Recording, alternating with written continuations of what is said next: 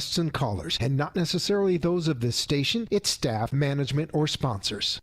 Welcome to The Business Kitchen, where every week we will be cooking up some fun recipes to help you succeed in business. You'll get time-tested and delicious business recipes as well as some new cutting-edge recipes. Every recipe has a story, and every chef adds their own unique flavor to each dish, just like each business strategy has its own story. Here at The Business Kitchen, you can be sure to find your own recipe for success. Hello, hello, hello.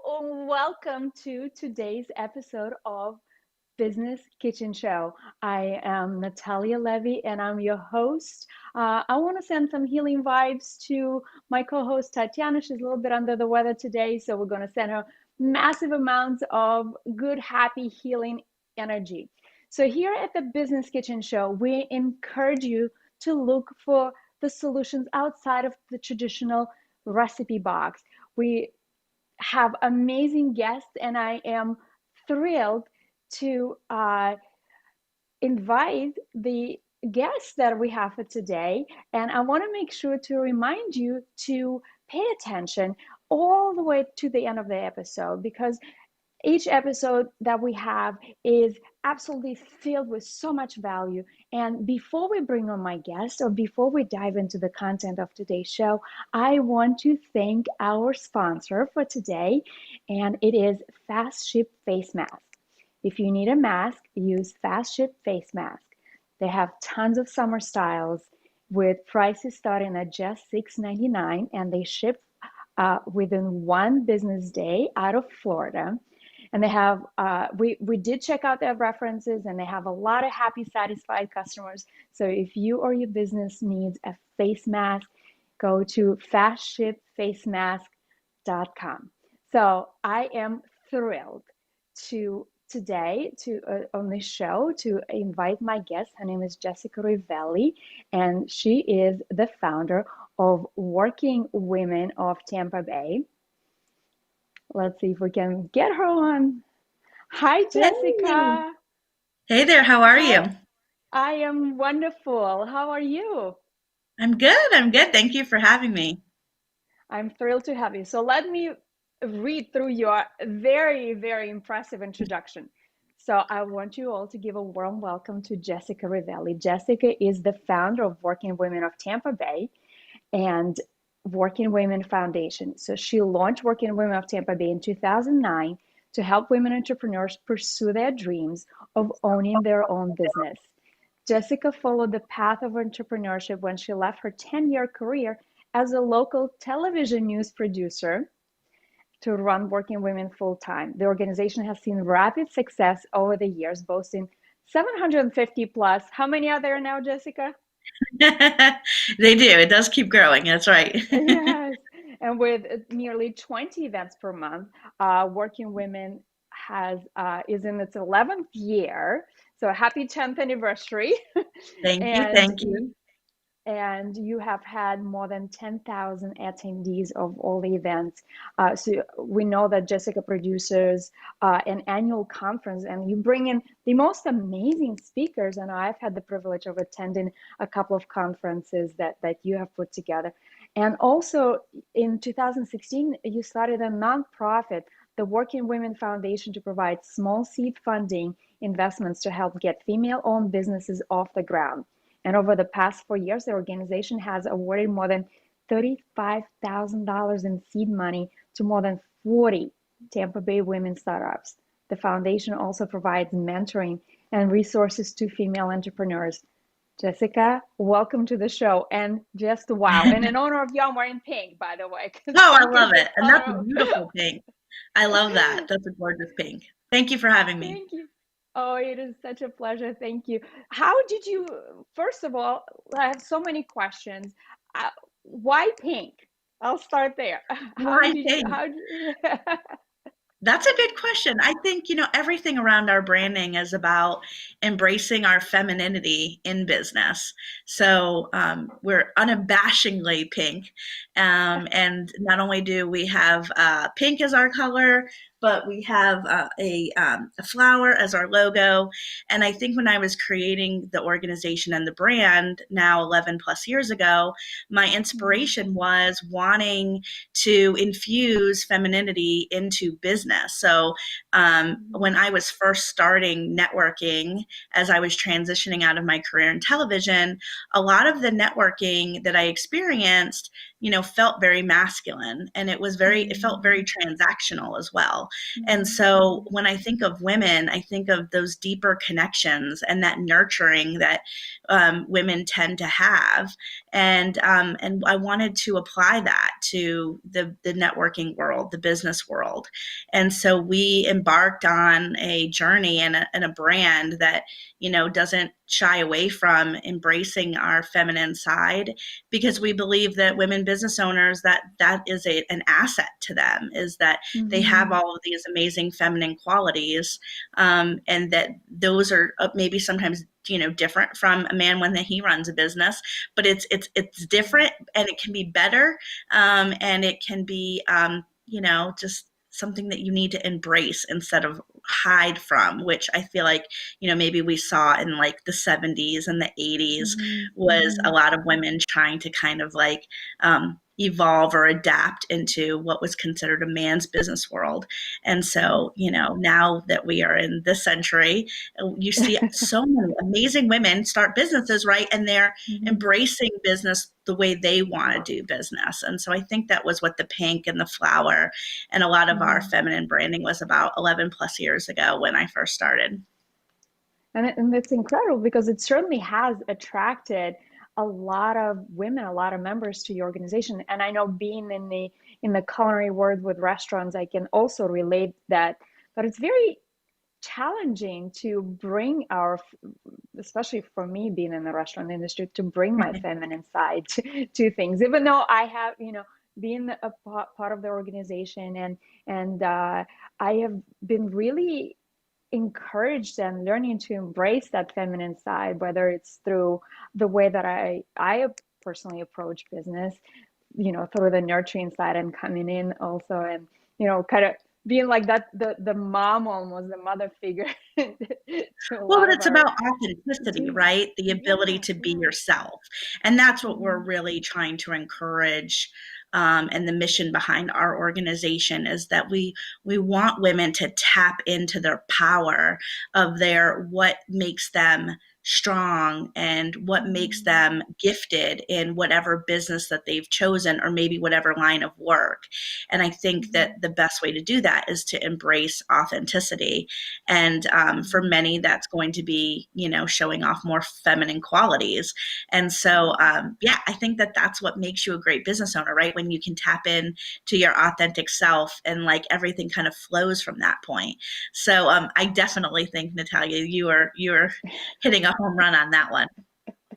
Well, thank you so much, Jessica. And I feel, so do you think that, what do you feel that attracts women to Working Women of Tampa Bay? Because I know you've done incredible stuff, and I've known you for many years, and I've been to a lot of networking events, and I met some really interesting people. But what do you feel, as far as specifically for you, but also when we talk in general about networking groups and networking events, what do you feel, how can they create something so unique that would attract people to them? I know you've done an amazing job, so we want to learn from you. Well, thank you for that kind feedback. I think it goes back to that talk about authenticity. I think everyone, not just women, but both genders, are really looking for things that are authentic and genuine. I think we went through a little bit of almost like a revolution back in the beginning of Twitter, Facebook, and other social mediums, that you wanted a little bit more of an authentic view into a business or a business owner. I mean, you saw all sorts of large business CEOs. I mean, I think of like Elon Musk and, Gary Vee and all these guys and girls too, that are, jumping on Twitter, and they're trying to be they're showing off who they are personally. And I think For sure. prior to Mhm. social media, there wasn't, number one, that platform, but also there wasn't really that permission to kind of show off who you were personally as a CEO or a business owner. Mhm. So I think Working Women attracts those kind of women that are looking to be themselves and operate their business, and they want to connect with other women that are kind of walking that walk and talking that talk. The other thing I think that really why we've grown so fast and we've been able to maintain our membership levels for 11 plus years is I think that it's about affordability and accessibility. So, the ability as a brand new business owner to become a member of an organization and to have the funds and the time to be able to attend on a regular basis, I think is really important. So when I set off starting the organization, I looked at, calendar, what day parts, making sure that it wasn't just lunches or just happy hours. So we have coffees, we have afternoon events now. And then also the accessibility of around Tampa Bay. Tampa Bay is becoming a hot spot, right, for business. And with that hot spot comes traffic. And so, you're not necessarily going to drive across town for an hour to get to a meeting. And so we made sure that we put events all over the Tampa Bay area. So affordability, accessibility in both day, time, and also in location. And then I think that just this genuine, way that we want to connect with one another on a deeper level. And then it's a little bit more than just passing business cards. It's about connections, collaborations. And I think that's why we've been able to sustain. And I think if you're out there in the networking world, I bet you too are looking for that as something more than just the superficial pass of a business card. I think we're kind of all over that at this point. We're looking for something more, Oh, I wholeheartedly agree with you, and I love the fact that you have made it extremely affordable and extremely accessible, and especially now, in the last several months, especially since March, I know you guys have completely pivoted to doing all the events online. How did it feel for you? I'm sure that was it stressful, because here you probably had traditionally when you organize events in person, you probably have some people in person that sort of organize locally, right? That are responsible for local Right. organization of the events. And now it sort of all of it probably fell back right on your shoulders to pivot everything online. Can you share a little bit about that? How did it all go? Yeah. Yeah, we had to pivot pretty quickly. We did our very last large scale event on for International Women's Day, which was, I think, 300 or 400 women. Yeah. So we did have a nice, what was, we'll call it our spring finale before we had to pivot. But we did have to pivot pretty quickly. We had, I want to say, an entire calendar of April that had to kind of be tossed out the window, and we had to go back to the drawing board. I think what made us be able to pivot as quickly as we did was that we have such an amazing organization of women that kind of pitched in and offered to teach classes, Zoom workshops. And that's really what we did was my thought was if I was sitting at home and I was a women-owned business or I was a working woman and suddenly I maybe have a little bit more time on my hands and I can't leave the house, what would I want? And I would want the ability to continue my professional development despite the fact that maybe I wasn't leaving as much as I used to. So what we did was not only did we just completely pivot our calendar from in-person to online or virtual, but we then jam-packed it. So we did, I want to say within the first 3 months, so maybe March, April, May, we did more than 50 classes via Zoom. Yeah. And so, and they were very successful. And I think it was successful because there's so many amazing women out there who wanted to learn. And then we were really lucky to have a roster of talented women who could teach those women. So it was really, kind of that full circle. It's so nice to know that there's this, really symbiotic relationship within Working Women that, the women who are 20 plus years in their business can turn around and then teach, women who are just kind of getting started. So I just wrapped up a class on business financials with a CPA and a bookkeeper. And so we're still teaching. So 6 months later, we are still putting on somewhere between 3 and 5 Zoom workshops a week. And they've been really successful. And like I said, I credit that to the members of our organization for pitching in and helping. Yes, and I've attended a couple of those. And with, when you were talking about creating events for people that live in different areas and how there's traffic, and do you feel that having events via Zoom, do you think that will continue being as part of the business for you? Yeah, that is my silver lining of my COVID cloud is that we were kind of forced into embracing digital programming, virtual programming, that we might not have embraced as quickly as we did because of COVID.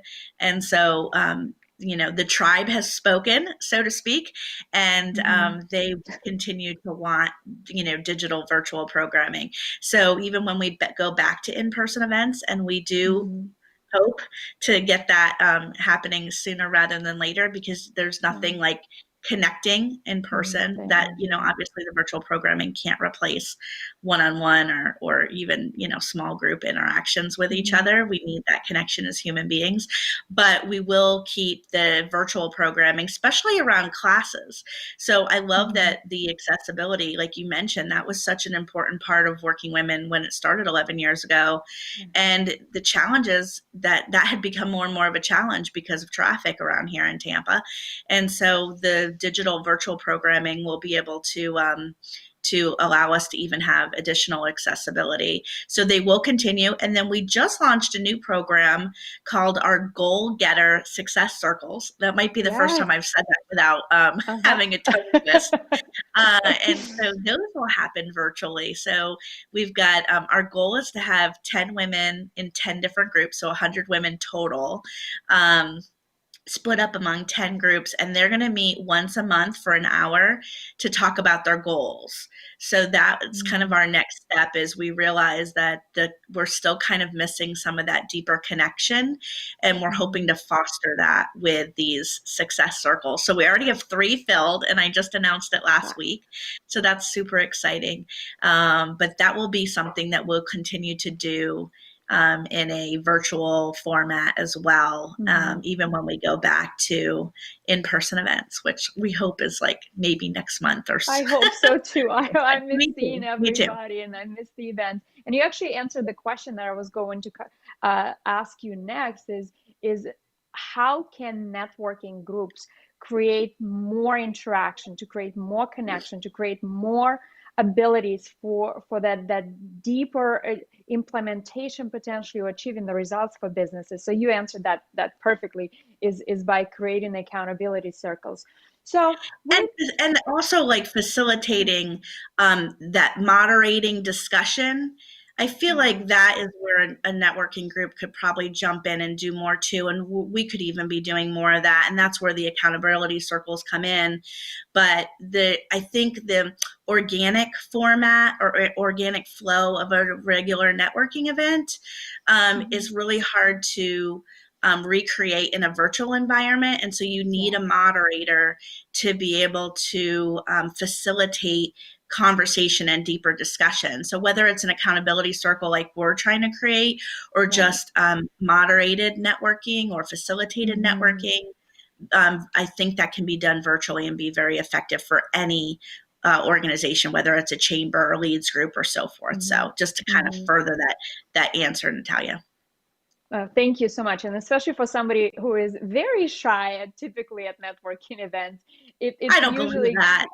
Oh yes, you've seen me, kind of shy away in the corner, but then the group is so great that somebody would always grab me and start up a conversation. So I feel that having some sort of moderated networking events, rather than just everybody come in and have coffee and have random conversations and the connections, which might work for a lot of people, but for more people who are on the introverted side, to have some sort of moderation is certainly very helpful. So Jessica, one last question. Okay. How can businesses really utilize the businesses throughout the country? How can they find that best networking group, or potentially start a networking group that really fits their business, their time, and what is the best way for them to look for the right networking group for them? Yeah, that's a great question. So, I mean, it really is going to depend on where they are. In Tampa Bay, we are so blessed to have so many amazing networking organizations and chambers and leads groups. And so there's no shortage of ways to connect here in Tampa Bay. Different parts of the country or different cities across the country, might be not as blessed as we are. But no matter where you are, whether you're in Tampa Bay or beyond, the best thing to do is, social media and Google is your friend. So I would just start doing some research online about groups, and then I would test them. So I would go to a Rotary group, see what that's all about. Go to a chamber, see what that's all about. Go to a BNI or another leads group, because it's really going to depend on your personality and what you're trying to get out of a group. Like you said, you might need, for some, they might need a little bit more of that moderated, facilitated networking. And so a leads group or a BNI might be better for them. They might be a brick and mortar and want to do stuff more with a chamber. So it really kind of depends, but I would do a lot of research online. I would go and try out almost every networking or chamber. You can go to several meetings before you have to commit to being a member. So I would do that. And I would write down the goals that you have for why are you networking to begin with, because we always joke that we like to take the work out of networking, and we have that joke internally, because networking can feel like work if you're not in the right group and it doesn't feel authentic and genuine to you. And so I think it's going to come down to your personality and your goals, but don't be afraid to do your research, and don't be afraid to go to multiple events of the different groups that you're checking out before you commit. Almost all groups will allow you to attend. In the case of Working Women, we never make you become a member. You can literally come to as many Working Women events as you want without becoming an official member. You just have to pay a little bit more for the events. So you should be able to test out which networking group is for you. But yes, stick to your gut, right? Like if it feels good, it's probably good for you. And if it doesn't feel good, there's a group out there that's perfect for you. I love this, Jessica. Thank you so much. So much great advice to stay authentic. Don't be afraid to test out different networking groups. It's okay if it doesn't fit in with your goals. It's okay. Jessica, so grateful to you for coming on the show. Where people can find you at Working Women of Tampa Bay, that's in Tampa. And thank you so much for coming on.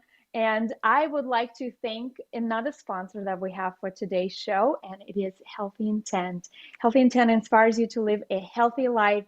It's so easy to bump health down the priority list behind the business phone calls, family commitments, and let's face it, anything else, until we are diagnosed with something that forces us to make a change.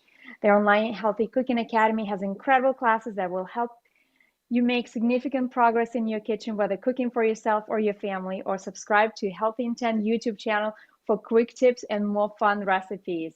We all want to look better, feel better, and have more energy for life and business. Start every day with Healthy Intent. Follow them at healthyintent.com. Thank you so much for listening in, tuning in. I'm so grateful. I'm Natalia Lesby. The conversation always continues on our Business Kitchen Show Facebook page. We'll see you and hear you and talk to you next week. Until then, have an amazing week.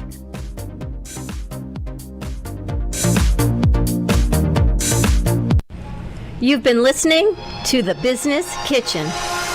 Tune in every Thursday for saucy interviews with business owners and to pick up fresh ingredients for your business success. The conversation continues each week with Natalia and Tatiana after each episode at Business Kitchen Show on Facebook.